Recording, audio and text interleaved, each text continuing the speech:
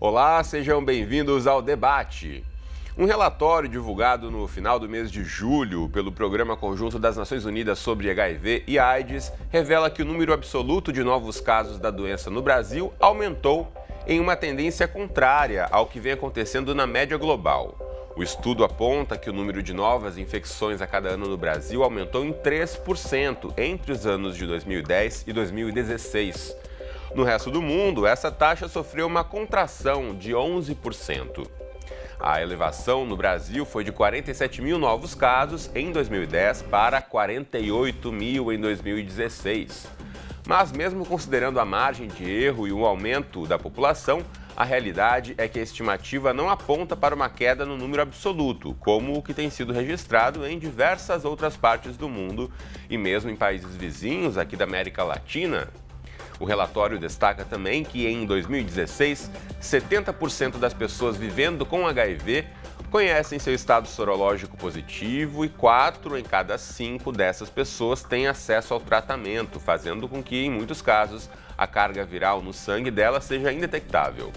O debate de hoje vai falar sobre políticas públicas em saúde voltadas para a prevenção e o tratamento em HIV e AIDS, no momento em que o país começa a adotar a profilaxia pré-exposição na rede pública e em que um teste rápido para a detecção do HIV passou a ser vendido nas farmácias. Contamos aqui no estúdio com a presença de Cleiton Eusébio de Lima, assessor de mobilização social e trabalho em rede do UNAIDS no Brasil. E também conosco está a Valdileia Veloso. Ela é doutora em saúde pública e diretora do Instituto Nacional de Infectologia Evandro Chagas, da Fiocruz. Bom, obrigado aos dois pela presença, um prazer poder contar com vocês aqui para a gente tratar desse assunto tão importante. A gente tem aí sempre acompanhado, né, as novidades em relação ao HIV e parece que nesse momento, como eu já mencionei aqui, a questão da venda dos testes rápidos, que a distribuição de uma nova forma aí de medicação pelo SUS pode ser um marco importante para a gente tentar aí combater, né, esse aumento do número de casos que vemos registrando. Agora, aquela pergunta básica que muita gente tenta responder e é difícil: por que os casos têm aumentado no Brasil, já que no restante do mundo a gente está conseguindo diminuir o número de casos, Valdileia? Eu acho que isso depende de como a gente está comparando os dados. O Brasil, ele foi um dos pioneiros em dar acesso universal ao tratamento. E a nossa maior redução, ela ocorreu no passado. Então, nós temos países que, bem mais recentemente, começaram a ter uma proporção grande da sua população que vive com HIV recebendo tratamento. Então, isso faz com que tenha um impacto diferente. Então, o impacto que a gente está vendo de uma forma global, e a gente sabe que a maior parte dos casos do mundo está no Subsaara africano, uma região onde a gente pode encontrar 20% da população de um determinado país vivendo com HIV, até mais em algumas cidades. Então, parte dessa situação, dessa diferença, se dá por conta disso. O momento em que o acesso ao tratamento chegou à maior parte da população. Você vê, por exemplo, quando a gente compara Brasil e África do Sul. Há 20 anos atrás, Brasil e África do Sul estavam na mesma situação em relação a quão frequente a infecção é na população geral. E hoje nós estamos com menos de uma pessoa em cada 100 é portadora do HIV, vive com HIV, enquanto na África do Sul a gente tem 16 pessoas, mais ou menos, em cada 100. Então, é a diferença do momento em que o impacto do tratamento se deu em cada país, responde pela maior parte dessa diferença. Cleiton Valdileia lembra aqui que o Brasil foi referência internacional, ainda é, né, pela postura aí da distribuição, tratamento na rede pública de saúde. A gente sabe que em muitos países isso ainda é uma luta, é uma conquista a ser alcançada por muitas populações, mas se fala também, por outro lado, a questão dos jovens, que talvez os jovens aí, a partir dos 15 anos, não vivenciaram a primeira geração que teve HIV, que teve contato com HIV no Brasil, e que isso poderia, de certa forma, estar influenciando o comportamento das populações mais jovens no país a não se cuidarem mais. Isso faz sentido? Na verdade, a gente vê que há uma tendência global do crescimento da epidemia entre jovens, né? Não é uma questão exclusiva do Brasil. Globalmente, a gente pega das 4.500 novas infecções que se estima que temos por dia, né, que tivemos no ano passado. 4.500 pessoas infectadas com HIV por dia. Por dia, adultos. Isso no Brasil? Isso no mundo. No mundo. Isso no mundo. 35% ocorreram entre jovens. Então, no Brasil também vemos esse crescimento da epidemia entre jovens, mas aqui a gente vê especialmente entre jovens do sexo masculino e, mais especificamente ainda, entre jovens gays. Então, a gente tem visto um recrudescimento da epidemia nessa população.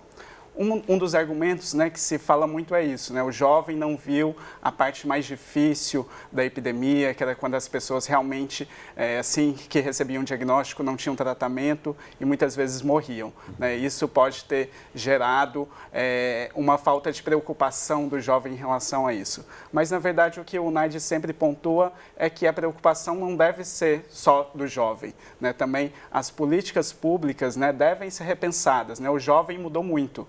Hoje o acesso à informação se dá de uma forma muito diferente. A gente fala em juventudes, não mais em juventude, né? São vários tipos de jovens, não tem como definir o jovem em um só. Exatamente. E por um lado se fala, as juventudes têm tido tanta informação pela internet, o que é verdade, mas e a qualidade dessa informação?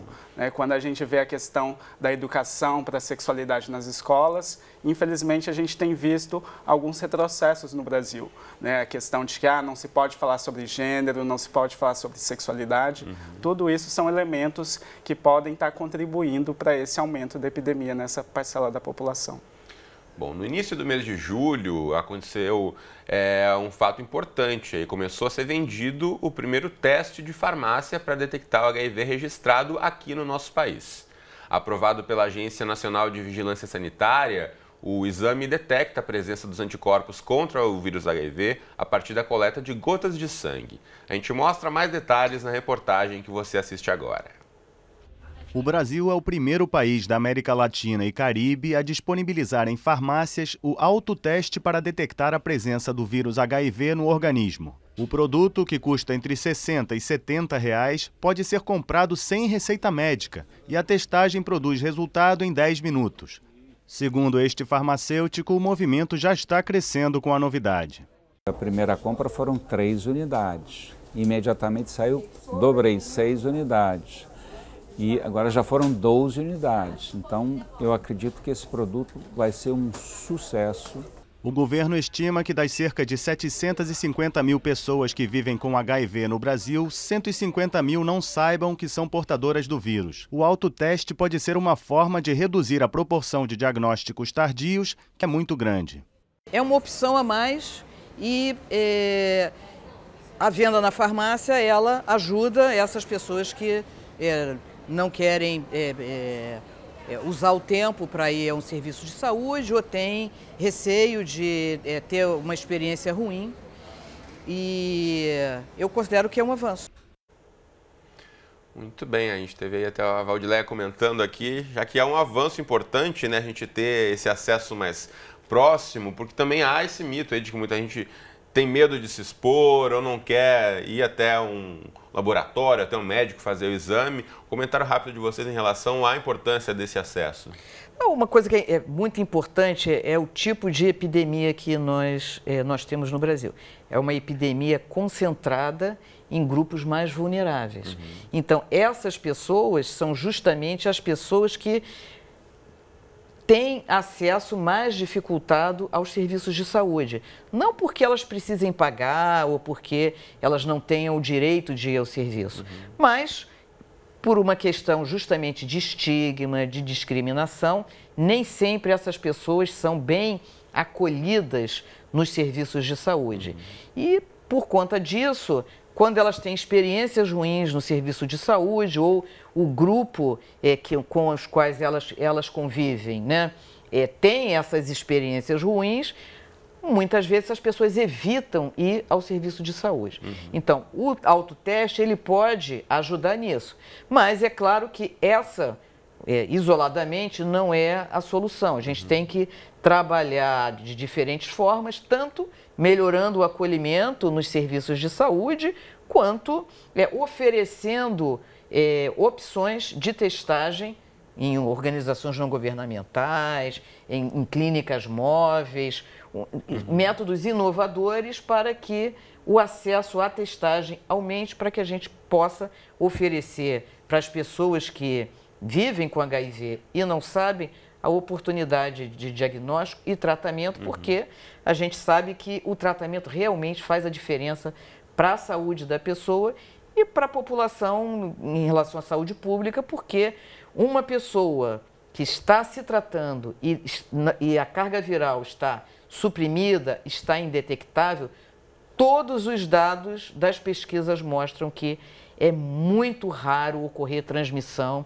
de uma pessoa para outra nessa situação. Isso é importante frisar, né? Se a pessoa está recebendo o tratamento adequado, apesar de ela ter o vírus HIV, isso quer dizer que ela não vai passar para outra pessoa, né? Usando esse termo mais simples. Porque isso foi angústia, né? E ainda é angústia de muitas pessoas que vivem com HIV, o medo de transmitir para o parceiro, para a parceira. E muitas pessoas não sabem disso ainda, que se ela está em tratamento, se ela tem boa adesão e a carga viral está controlada, está indetectável, a chance de passar para o parceiro, a chance de uma mãe passar durante a gestação, durante o parto, para o seu bebê, é praticamente zero. Muito bem. Você aí já ouviu falar nos objetivos 90, 90, 90? Pois é, eles foram lançados em 2014 pela Organização das Nações Unidas para acelerar o progresso global na resposta ao HIV, de tal forma que até o ano de 2020, espera-se que 90% de todas as pessoas vivendo com HIV saibam que são soropositivas. 90% das pessoas diagnosticadas com HIV tenham acesso ao tratamento e 90% das que estejam em tratamento tenham a carga viral indetectável, como dizia a Valdileia agora há pouco. Pois é, o Brasil está caminhando na direção dessas metas e a oferta do teste de farmácia ajuda também a alcançarmos a primeira meta 90. Então, para falar um pouquinho mais sobre isso, conversa com a gente agora sobre a cobertura da mídia em relação às políticas públicas em HIV e AIDS. A gente chama para o debate a Roseli Tardelli, que é editora executiva, minha colega e jornalista da Agência de Notícias da AIDS. Roseli, bem-vinda ao debate. Como é que você avalia aí a venda dos testes? Como é que tem repercutido na mídia? Você acha que esse serviço está sendo bem prestado? Como vai, Cristiano? Como vai, Cleiton? Doutora Valdileia, tudo bem? Eu acho que todas as possibilidades que a gente tem para que as pessoas descubram a sua sorologia e passem a se tratar imediatamente são questões fundamentais para a gente não só atingir essa meta da ONU, mas principalmente evitar com que mais pessoas adoeçam por conta do HIV e sofram discriminação por conta do HIV. Em relação ao autoteste, eu tenho aqui um certo receio, né? Eu já dei diagnóstico para pessoas, né? E eu tenho muito receio, viu, Valdileia, viu, Cleiton e Cristiano, de como é que a pessoa vai receber essa notícia sozinha. Você ter uma notícia de que você é portador do vírus da AIDS não é a mesma coisa de você ter uma notícia de gravidez, né? Então, eu gosto muito do acolhimento. Eu acho que, talvez o gargalo tenha sido antes, sabe? Nós, talvez, no Brasil, devêssemos ter feito um trabalho para humanizar mais os nossos serviços públicos e acolher mais as pessoas, porque eu tenho esse tipo de receio, sabe? Acho que, não sei qual, eu já vi reações bastante complexas da gente lidar com pessoas que descobriram a sua sorologia e foram acolhidas. Agora, a pessoa sozinha, não sei. eu tenho essa crítica e tenho esse receio. Roseli, se você me permite, eu gostaria de ouvir um pouquinho do seu relato pessoal. Eu sei que você tem um envolvimento, né, em relação à família com uma perda de uma pessoa com HIV, já que você coloca a questão de receber a notícia. Como é que você vê isso? Se você me permite fazer essa pergunta pessoal. Não, tranquilo. Eu perdi um irmão na década de 90, o Sérgio, e infelizmente naquele momento o Brasil não tinha essa terapia que tem hoje, né, a combinação dos antirretrovirais. Aliás, o mundo não tinha. E a nossa família também protagonizou uma discussão pública com o convênio médico que não atendia as pessoas que viviam com HIV e AIDS. E nós ganhamos da Guldenkreuz, em primeira instância, eles recorreram, nós ganhamos, criou jurisprudência, mais pessoas no Brasil, mais pessoas que viviam com AIDS no Brasil, puderam também entrar na justiça e ter o seu direito de consumidor garantido, né? Então, desde então eu mudei a minha trajetória, eu fundei uma agência de notícias que fala só de AIDS, www.agenciaaids.com.br, fazemos já um pouco de propaganda da nossa agência, e todos os dias a Thalita, a Daiane, o Maurício, todos os dias a nossa equipe disponibiliza informações para os jornalistas, para os gestores públicos, para os executivos, para o mundo que vive, né, na internet, para que menos pessoas contraiam o HIV. Bom, eu vou aproveitar esse gancho que você traz da questão do acolhimento também, de como receber a notícia ou de como dar os próximos passos no caso de um teste rápido desse. Você fazer o teste sozinho, der positivo, na verdade existem algumas instruções, né? Eu queria ouvir um pouquinho, Cleiton, qual a recomendação nesse caso, como é que tem se pensado nisso, né? Como a gente já falava aqui, o simples resultado do teste também não é uma confirmação e é preciso aí pensar numa série de outros passos a partir desse momento. Na verdade, é importante a gente destacar que o autoteste ele não vem para substituir o teste realizado nos serviços de saúde, os testes realizados por organizações da sociedade civil, com acolhimento, por exemplo. Na verdade, ele é uma opção adicional, né, para as pessoas, né, como bem a Valdileia mencionou, porque por questões de estigma e discriminação não se sentem à vontade para buscar esses serviços, né? No mundo todo a gente tem 30%, né, estima-se que 30% das pessoas que vivem com HIV não sabem que tem HIV. Então, se a gente quer que essas pessoas acessem o tratamento, a primeira etapa é o teste, né? E o autoteste vai ser uma opção, né, para algumas pessoas. E claro, ele dando positivo, ele não é definitivo, né? A pessoa vai ter que buscar um serviço de saúde para fazer um teste confirmatório e confirmando, aí ela vai ser encaminhada para o acompanhamento e consequente tratamento para o HIV. Na Fiocruz, inclusive, é um desses serviços disponíveis aqui no Rio, por exemplo. Sim, né? sim. E uma coisa importante nas instruções de como utilizar o teste, tem as limitações, tem o que a pessoa precisa fazer. E a gente tem sempre que lembrar o seguinte, ninguém é obrigado a usar o autoteste. Então, na medida em que a pessoa busca o autoteste, ela já se prepara para receber aquele resultado.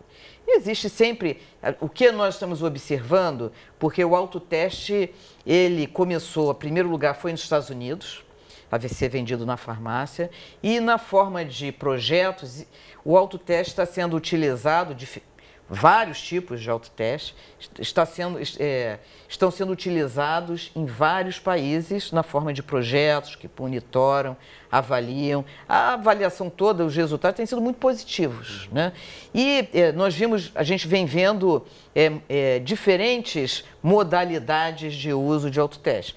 Tem pessoas, por exemplo, que convidam um amigo, uma pessoa próxima para fazer o teste junto. Parceiros fazem teste juntos. E é um direito da pessoa também fazer o teste e avaliar a sua situação em relação ao HIV de forma privativa, né? Então, a gente tem tido uma avaliação muito boa, fizemos no Sul. Nós da Fiocruz fizemos em parceria com a Secretaria Municipal de Curitiba, com o CDC dos Estados Unidos, tivemos um projeto, uma experiência de mandar o autoteste para a casa das pessoas. A experiência foi excelente. Muito bem. A Roseli quer complementar a resposta. Por favor, Roseli. Então, eu ouvi o Cleiton falar, a doutora Valdileia falar, e eu penso o seguinte, a questão é, por que a gente não trabalha melhor a comunicação para enfrentar o estigma e a discriminação e acolher melhor as pessoas que vivem com HIV e AIDS, em vez de fazer o autoteste, por exemplo, né? E eu tenho um certo receio dessas comparações Estados Unidos e Brasil. Brasil não é Estados Unidos. A única coisa que nós temos em comum são presidentes terríveis, né? Aqui o Temer e lá o Trump. Então... É uma questão polêmica, mas eu acho importante a gente ter a opção. Diga lá. A questão Estados Unidos e Brasil são diferentes, a África é diferente dos Estados Unidos, e é por isso que o autoteste, ele passa por avaliações locais. Então, essa é um ponto fundamental, e isso foi feito com esse teste, foi feito com o teste que nós utilizamos lá em Curitiba, e isso não quer dizer que isso seja a solução para o estigma e a discriminação, mas nós temos que intervir em diferentes etapas, nos diferentes fatores que afastam as pessoas de conhecerem a sua situação em relação à infecção pelo HIV.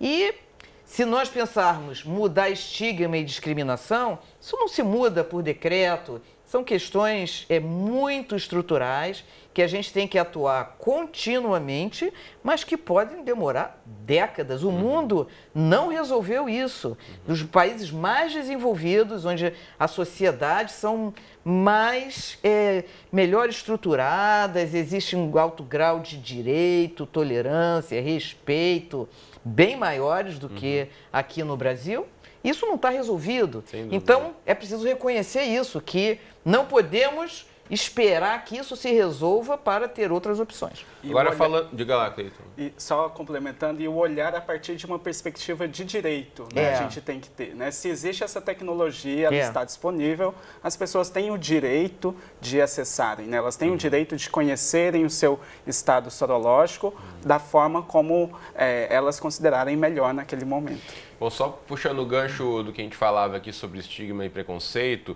e voltando a um ponto inicial aqui sobre como as mídias, né, como a gente fala desse assunto, eu queria chamar novamente a Roseli, porque hoje a gente vê muitas notícias, né, de gente que convive com o vírus, que leva uma vida aí aparentemente normal.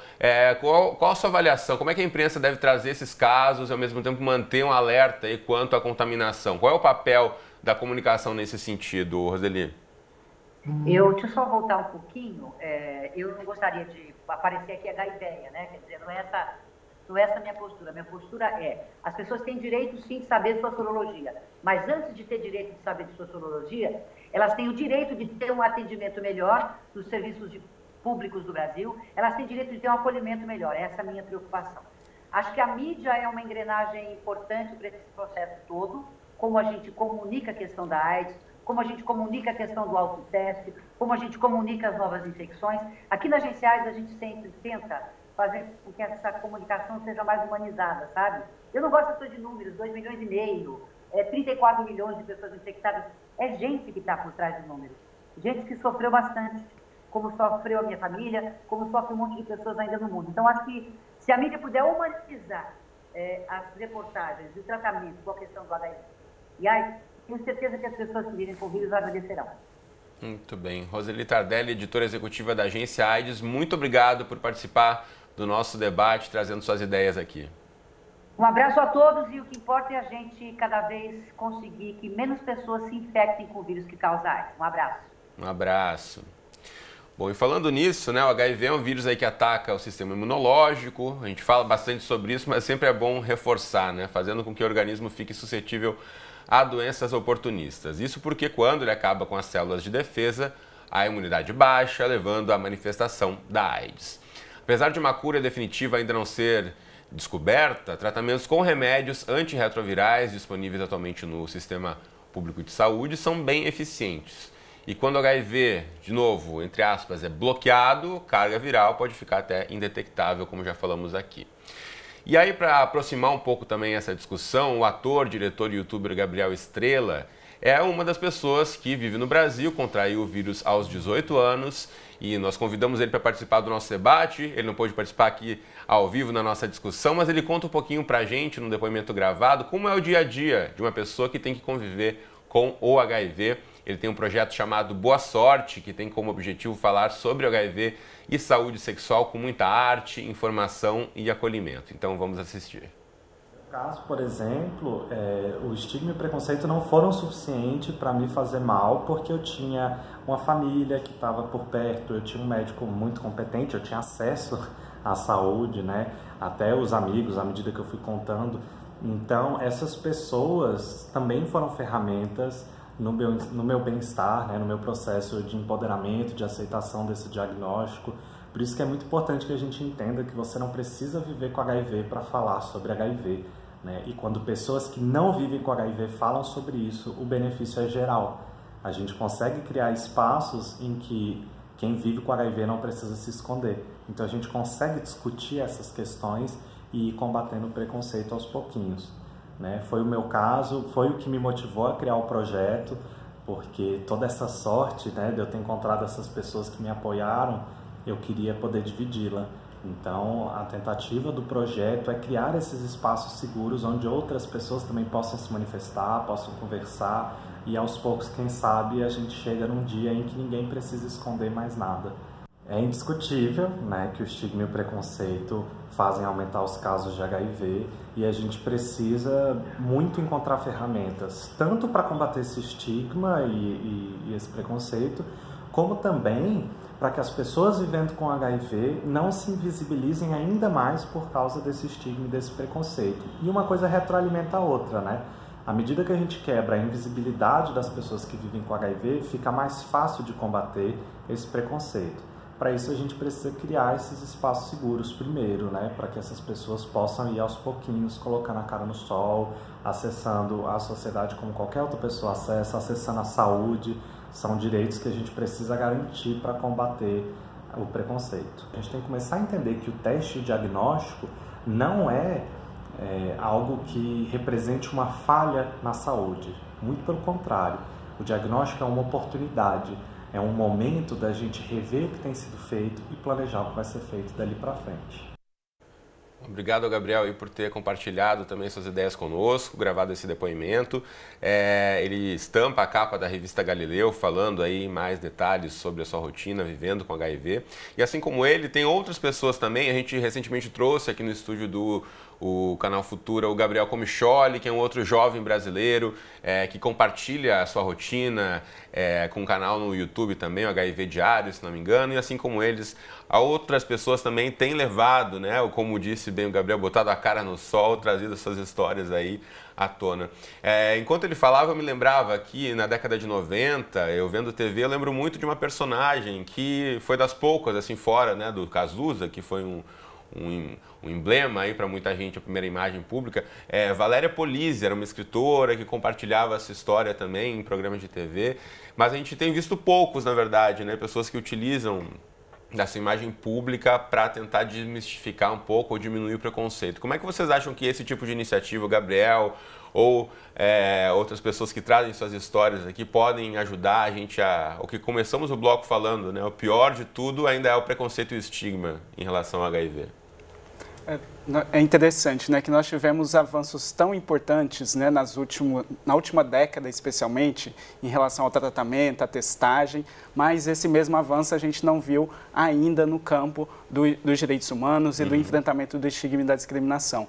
Então, você ter pessoas que falam abertamente sobre sua sorologia, como o Gabriel, né, que está no YouTube, né, hoje os jovens, né, é uma plataforma que os jovens utilizam, né, a internet está aí, os jovens têm utilizado, então é fundamental, né, para quebrar preconceitos, quebrar estereótipos, né, de que as pessoas que vivem com HIV vão morrer, não vivem bem, né? Claro, não é colocar como se tudo tivesse resolvido, né? Mas na verdade é dizer que as pessoas que vivem com HIV têm os mesmos direitos como qualquer outra pessoa, é uma condição de saúde como outras condições de saúde, né? E essa visibilidade positiva, né, das pessoas que vivem com HIV é muito importante para isso, para quebrar esse preconceito e esse estigma em relação às pessoas que vivem com o vírus. Odilé, quer complementar? Eu acho que é isso mesmo. E acho que é importante para as pessoas verem que se pode viver muito bem com o HIV. É claro que ninguém quer ter nenhuma condição que comprometa ou possa comprometer a saúde. Mas é muito importante, não só para quem está recebendo o diagnóstico, para quem já vive com HIV, mas para a sociedade em geral, de ver que as pessoas que vivem com HIV podem viver muito bem, elas podem ser produtivas, elas podem namorar, elas podem casar, elas podem ter filhos, podem constituir família, elas podem fazer qualquer coisa. Elas precisam cuidar da saúde, como todos nós precisamos, na verdade, tendo ou não diagnóstico. Um dia vamos ter. Um vai ter doença cardiovascular, outro vai ter diabetes. Isso é inexorável. Se a gente se cuidar melhor, vai viver melhor com a doença que a gente vier a ter. É quase que impossível não ter, porque a expectativa de vida aumentou e são doenças crônicas. O HIV hoje, graças ao avanço da ciência, as políticas públicas, no Brasil, as pessoas que vivem com HIV podem viver bem. Então, isso é importante para... Isso também, essa consciência também ajuda a combater o estigma e a discriminação. Porque as pessoas que vivem com HIV são pessoas produtivas, que podem viver normalmente. Hoje tem muito mais assunto para tratar, então faremos um rápido intervalo e o debate volta já falando de HIV e AIDS no Brasil. O debate está de volta para falar sobre saúde.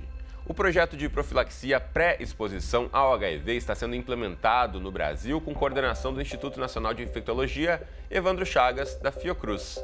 Com o objetivo de diminuir o risco de transmissão da doença, o projeto vai atender, a princípio, 7.500 pessoas não infectadas pelo vírus aí no país. O método consiste em administrar medicamentos antirretrovirais, um comprimido por dia, para prevenir a contaminação pelo HIV.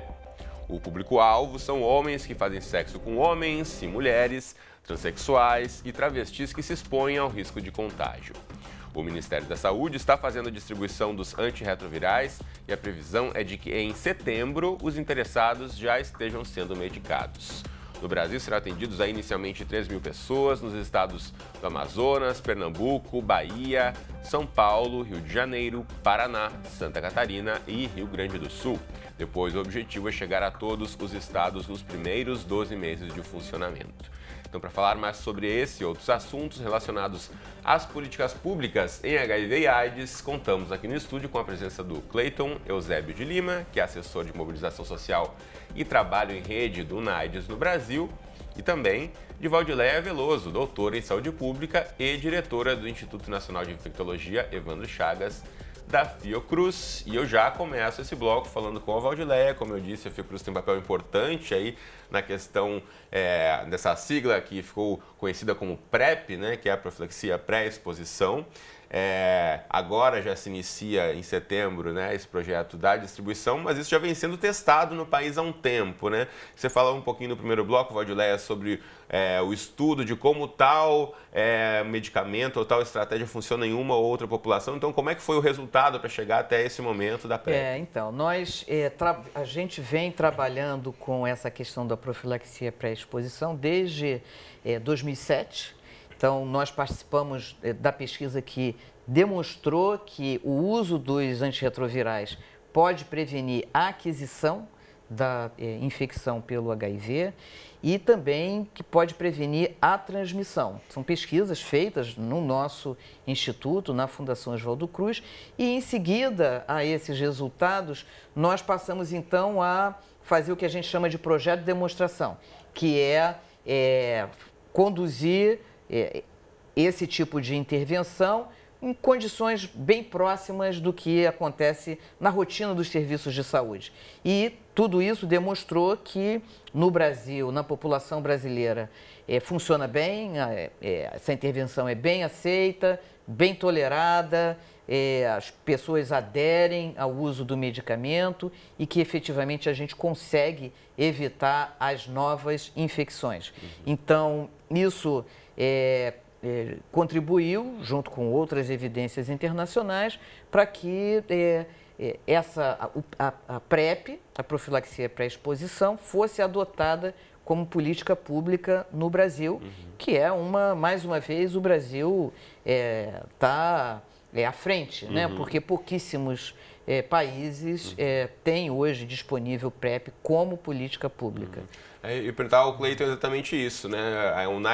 O UNAIDS acompanha a situação do HIV e políticas públicas em diversos países. O Brasil é um dos poucos que tem a distribuição não só de PrEP, mas dos medicamentos também de forma no sistema público de saúde, né? Muitos até têm, mas tem que ser pago individualmente, né?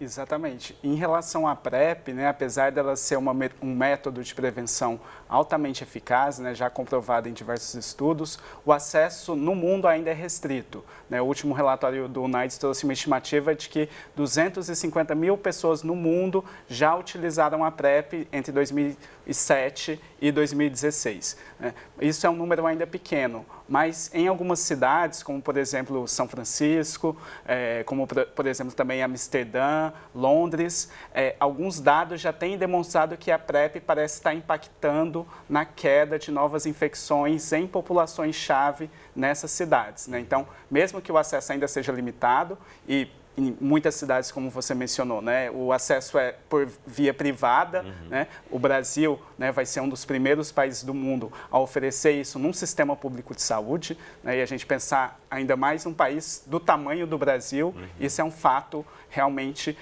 de se parabenizar o Ministério da Saúde por essa iniciativa. Agora, Valdileia, quem pode ter acesso, qualquer pessoa que acha que pode contrair o HIV ou que não tem HIV, quem é o perfil do público que deve buscar a PrEP? O Ministério da Saúde tem um protocolo em que elenca as pessoas que estão sob maior risco, porque para quem não é simplesmente porque a pessoa teve uma relação sexual sem preservativo que existe a indicação de fazer uso da profilaxia pré-exposição. Essa profilaxia ela está voltada para as pessoas que estão sob maior risco. São as pessoas que, por uma razão ou por outra, elas se expõem, elas são mais vulneráveis e se expõem com maior frequência ao HIV. Então, a gente não, porque isso aí é a Organização Mundial da Saúde, o UNAIDS, todas as instâncias técnicas, e que, combinando o acesso universal ao tratamento com a melhora da prevenção, com a incorporação da profilaxia pré-exposição como política pública, a chance de se controlar a epidemia em uma determinada cidade, um determinado país, é muito grande. E são os dados de cidades, né, que estão com um número de pessoas, uma proporção de pessoas sob maior risco em tratamento e as que não vivem ainda com HIV, mais vulneráveis, usando PrEP, se vê que já está diminuindo a ocorrência de novos casos. Então, essa é a expectativa de que a gente venha conseguir isso também aqui no Brasil, se valendo principalmente do fato de que a nossa epidemia é uma epidemia concentrada. Então, se focarmos o diagnóstico em ampliar o acesso para as populações que são mais vulneráveis, combinando nesse momento em que se oferece o teste, as pessoas que forem encontradas, diagnosticadas como portadoras, forem encaminhadas para tratamento e se tratarem.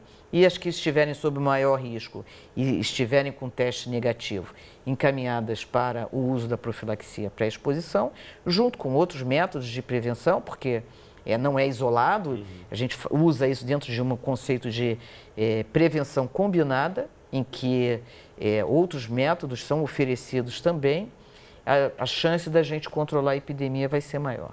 Muito bem. Bom, no mês de julho, a cidade de Paris sediou a Conferência Internacional de Pesquisa sobre AIDS. Nesse ano, o encontro teve aí um tom político pouco habitual, devido aos cortes previstos pelo presidente americano Donald Trump nas contribuições para o desenvolvimento de estudos nessa área. Veja mais na reportagem. Especialistas em AIDS pediram aos Estados Unidos que mantenham o financiamento da luta contra a pandemia. O maior e mais importante doador para a reação contra o HIV ameaçou cortes devastadores para a investigação e os programas de tratamento. No início da Conferência Internacional sobre AIDS, os pesquisadores argumentaram que uma redução da ajuda vai provocar mais mortes e um aumento dos contágios. Se não nos mobilizarmos na reação contra o HIV, estaremos retrocedendo. E retroceder significa pacientes doentes, vidas perdidas, a contínua transmissão e crianças infectadas. É um mundo ao qual não queremos voltar. As doações governamentais para a luta contra o HIV caíram no ano passado ao nível mais baixo desde 2010, com 7 bilhões de dólares, sendo 4 bilhões e 900 milhões dos Estados Unidos. Segundo a ONG americana Health Gap, o presidente Donald Trump propõe reduzir esses gastos em mais de $1 bilhão no orçamento de 2018, que está sendo debatido no Congresso. Pois é, a gente viu ali nas plaquinhas do público um assunto que a Odileia nos trouxe no primeiro bloco, que é o que foi reforçado durante esse evento, né? Que as pessoas que têm a carga indetectável não transmitem. Eu acho que essa é uma tecla importante de bater. É muito importante, porque isso é um peso, né? Na vida das pessoas que vivem com HIV, o medo de transmitir. E às vezes a gente vê, eu sou médica, eu vejo colegas médicos que decidem não contar para o paciente que, se ele estiver indetectável, a chance dele transmitir é praticamente zero. Porque temem que o paciente pare de usar preservativo, que é uma tolice. Ninguém é inconsequente e a gente não pode deixar de transmitir para os nossos pacientes o que a ciência traz. De fato, isso afeta a vida das pessoas, os relacionamentos. Afeta a vida das pessoas, né? Então, todos temos o direito de nos beneficiar do avanço do conhecimento. E o conhecimento avançou e a gente hoje sabe que as pessoas que estão indetectáveis, elas não transmitem. A gente tem que compartilhar isso com os pacientes, com a sociedade, porque isso foi uma grande descoberta. Agora, Cleiton, em relação ao que a reportagem traz, da preocupação global, né, da diminuição do investimento em pesquisa, isso pode afetar também o avanço da gente chegar aí a outras formas de tratamento de forma mais rápida? Essa é uma preocupação real e é uma preocupação que o NIDES tem colocado e que colocamos no último relatório, de que nós temos a oportunidade de acabar com a epidemia de AIDS até 2030, se investimentos forem aumentados, né? E a gente tem visto aí possibilidades de diminuição de recursos. Qual é o risco disso acontecer? A epidemia voltar a crescer e quando, daqui a 10 anos, a gente vai ter mais pessoas infectadas, mais pessoas necessitando tratamento e necessitaremos mais recursos ainda. Então, investir agora, aumentar os investimentos na resposta à epidemia agora, é uma opção inteligente, né, e que vai fazer também, além de beneficiar as pessoas, né, a gente ainda tem 17 milhões de pessoas que vivem com HIV e não estão em tratamento, né? Pela primeira vez na história, a gente virou o jogo, né? Temos mais pessoas em tratamento hoje do que pessoas que não estão em tratamento. Mas a gente ainda tem aí 17 milhões de pessoas para colocar em tratamento no mundo todo. Para isso, precisa de recursos, né? Mas se investirmos agora, nesse momento, é possível que a gente consiga acabar com a epidemia de AIDS até 2030. Tomara. Bom, o relatório divulgado recentemente pelo NIDES mostra também que mortes relacionadas à AIDS caíram de 1.900.000 em 2005 para 1 milhão em 2016. Apesar da considerável diminuição no número de mortes, o estudo traz alguns dados ainda preocupantes, revelando, por exemplo, que menos de 50% dos homens jovens sabem como se proteger da infecção pelo vírus HIV e que menos de metade dos homens que vivem com HIV têm acesso à terapia antirretroviral. Muitos deles recebem um diagnóstico positivo para o HIV com atraso e começam o tratamento apenas quando ficam de fato doentes. Então, para falar um pouquinho com a gente sobre os desafios que ainda existem na implementação das políticas públicas em HIV, a gente chama para a nossa conversa o Márcio Vilar, que é coordenador de projetos e ações estratégicas do Grupo Pela Vida no Rio de Janeiro. Márcio, bem-vindo ao debate. Quero já começar perguntando para você que avaliação os usuários do Sistema Público de Saúde fazem das estratégias de enfrentamento do HIV. Já falamos bastante aqui sobre distribuição da medicação, mas o usuário na ponta, como de fato avalia? Boa noite. Eu acho que a gente precisa contextualizar a epidemia de AIDS no Brasil com a conjuntura política atual. né? Nós estamos vivendo um retrocesso bastante lamentável depois de tantas conquistas e avanços ao longo de 3 décadas. E isso nos faz ficar bastante preocupados. Amanhã, inclusive, será o Dia Nacional de Mobilização pela Política Brasileira de AIDS. Isso foi tirado pela Articulação Nacional de Luta contra a AIDS no Brasil. E a gente acompanha com muito receio fatos que começaram a ocorrer de algum tempo para cá e que não só na assistência, mas também nas campanhas, a gente precisa ter um diálogo e uma comunicação maior com os organismos oficiais. A gente já presenciou em diversos momentos falas do ministro da Saúde que não são compatíveis com esses avanços que o Brasil conquistou ao longo dos 30 anos. Um fato recente também, Márcio, eu queria que você comentasse, o Grupo Pela Vida lançou um alerta sobre a falta de um medicamento aí na rede de atendimento aqui no Rio de Janeiro. Isso se confirma, isso permanece? Olha, desde o início desse ano, tá, nós temos tido problemas de logística e de distribuição de antirretrovirais. Recentemente, a gente fez uma denúncia da falta de lamivudina aqui no estado, onde o Ministério reforçou que não estava faltando, mas o medicamento não se encontrava nas unidades, porque o Rio de Janeiro ele tem 2 centros de recebimento dos antirretrovirais, que é uma pactuação que o Ministério da Saúde é responsável. Um fica no estado e o outro no município do Rio de Janeiro. E esse medicamento, de fato, ele esteve faltando.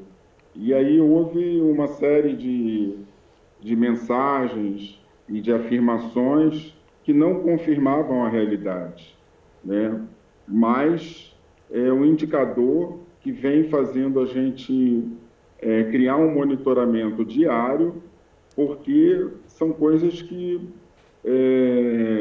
deixa a gente bastante preocupado, né? A gente precisava ter do Ministério da Saúde uma informação para acompanhar qual é o estoque existente, o que realmente eles mandaram para o Estado, né? Qual é o quantitativo que se tem até quando.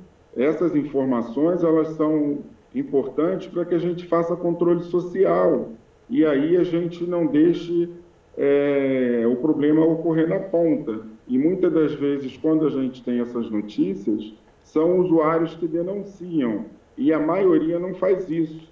E por isso a gente não sabe, de fato, aonde está faltando e o quê. Sem dúvida. Mas eu quero voltar aqui para o estúdio, porque eu quero ouvir da Valcileia. Esse ponto é importantíssimo, porque a gente está falando de pessoas que estão em tratamento, né, de longo prazo, muitas vezes tratamento para a vida. Qual o impacto da falta de um medicamento, se a pessoa deixar de tomar o remédio, qual o impacto para a saúde dela? Olha, o impacto de interromper o uso do medicamento é muito ruim, né? Porque o vírus volta a se multiplicar, volta a ser detectável e isso pode levar a uma piora do quadro imunológico e também em relação à questão da transmissão.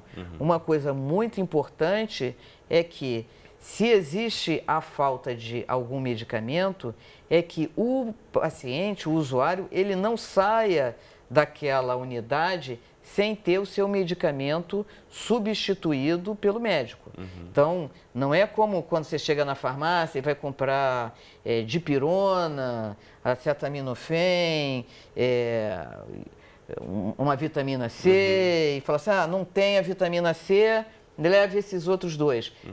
Em relação aos antirretrovirais... Não tem esse remédio da dor de cabeça, leva esse outro aqui. Leva 2, né? Você tem 3 remédios aqui, eu tenho 2 para te dar, te dou 2. Não. Se está faltando algum medicamento, deve voltar ao médico para que o médico, dentre os medicamentos que estão disponíveis ali naquele momento, possa fazer uma combinação que permita que a pessoa continue com a supressão adequada. Cleiton, o NAIDS acompanha isso, também tem essa preocupação em relação ao que o Márcio nos alerta, da postura do próprio Ministério da Saúde? Sim, o NAIDS emitiu uma nota sobre essa questão das denúncias, né, de falta de medicamentos. Recebemos via imprensa ou mesmo contato por e-mail de organizações e também de ativistas falando de falta de medicamentos. Imediatamente entramos em contato com o Ministério da Saúde, que nos explicou a situação de que não há falta de medicamentos, há problemas logísticos, né, na distribuição do medicamento, né, que vai para os estados e depois vai para os municípios, mas o Ministério da Saúde também disponibilizou um e-mail para que, né, as pessoas, né, o controle social que a sociedade civil faz é muito importante, porque se há falta de medicamento, né, deve ser informado, né, tanto o Ministério da Saúde quanto a Secretaria Estadual de Saúde, que também tem o seu papel, as Secretarias Municipais de Saúde, porque a interrupção do tratamento é muito grave, né? Assim, o acesso ininterrupto ao tratamento é fundamental para que a pessoa tenha qualidade de vida e mantenha sua carga viral indetectável. Inclusive, a nossa equipe de produção fez contato com o Ministério da Saúde, convidamos eles a participarem do programa, mas por meio de nota nos informaram aí que o que tem levado ao desabastecimento dos remédios antirretrovirais em alguns estados e municípios, eles disseram que esse atraso é consequência da implantação em junho passado do Banco de Preços em Saúde, no qual todas as compras de medicamentos realizadas no país para o abastecimento do SUS devem ser registradas. A resolução publicada no Diário Oficial da União vale para o Ministério da Saúde, estados, municípios e o Distrito Federal, ou seja, essa burocracia aí, segundo o Ministério da Saúde, em junho teria provocado o atraso na entrega desses medicamentos. A gente vai continuar acompanhando por aqui para ver se esse problema de fato será resolvido. Bom, assunto não falta para a gente tratar de HIV e AIDS e acabar com estigma e preconceito, mas pelo tempo eu preciso encerrar o nosso programa. Quero agradecer ao Márcio, que falou com a gente pela internet aí, representando o Grupo Pela Vida. Até a próxima, Márcio. Eu posso fazer só um comentário? Rapidamente, que a gente está encerrando. Eu acho que a fala da doutora Valdileia seria importante que fosse discutida com as gerências e com a classe média, com a classe médica, porque a nossa cultura farmacêutica e de dispensação de remédio, ela não dialoga com o usuário. O usuário geralmente volta para casa. Ele não tem essa opção de poder substituir o remédio. Isso, de fato, seria algo muito bom para todos nós. Importante alerta, então, também a postura e a responsabilidade dos médicos nesse sentido. E dos farmacêuticos. E dos farmacêuticos também. Porque eu acredito que todas as unidades que dispensam medicamento estão em lugares onde tem médicos. Muito bem. Bom, Márcio, obrigado pela participação e pelos alertas dados aqui no debate de hoje. Eu que agradeço. Muito bem. Bom, Cleiton e Valdileia, a gente está encerrando. Eu espero aqui que a gente volte a ter essa conversa com mais boas notícias, né? A gente está nesse momento importante, como eu já disse, a questão do teste de farmácia é um marco importante aí pelo direito de você querer buscar esse tipo de resultado sozinho. Também a questão da PrEP, a gente vai continuar acompanhando aqui no futuro essas questões importantes de saúde pública. Mas por agora, muito obrigado aos dois pela presença. Valeu. Obrigado. Bom, você de casa, fique ligado, o debate fica por aqui, mas você pode conferir esse e todos os outros episódios a qualquer hora do dia e da noite no futuraplay.org. Um abraço para você e até a próxima.